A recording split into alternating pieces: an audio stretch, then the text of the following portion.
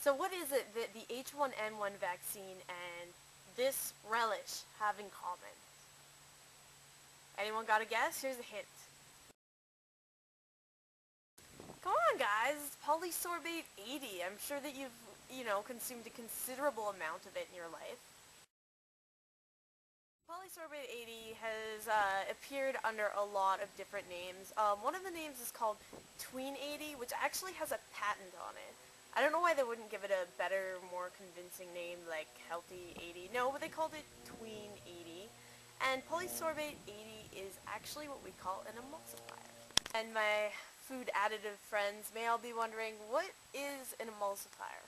Well, an emulsifier is something that you use in foods, in medications, and it's to keep oils and water bonded together, which I'm sure you know wouldn't naturally happen. So emulsifiers are commonly seen in ice cream, like, that even grocery store ice cream, but especially oil-based ice cream that has that really smooth, thick texture.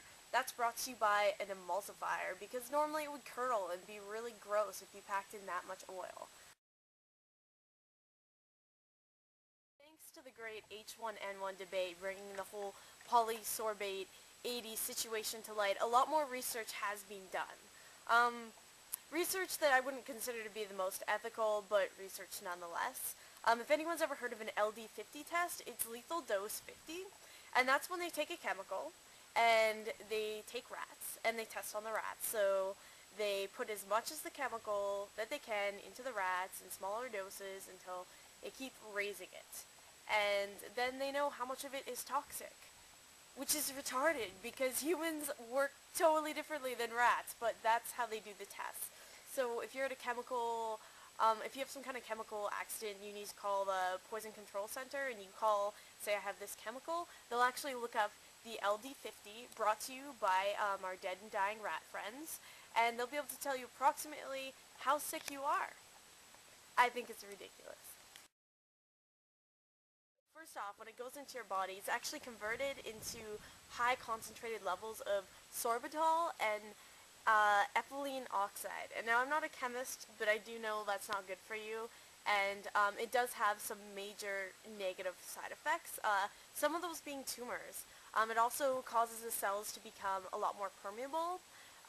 It also causes damage to the cell, which is caused, by it being so permeable in the first place, and cells have even began to burst. It also causes immediately for your heart functions to change. So your heartbeat or rate will change, the way your blood is passing through your body and your brain will change, and this is all from injecting it.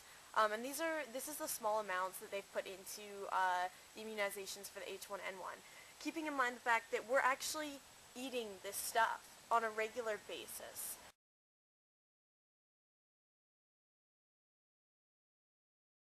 My point is, if they're putting it into our food, why are we eating it?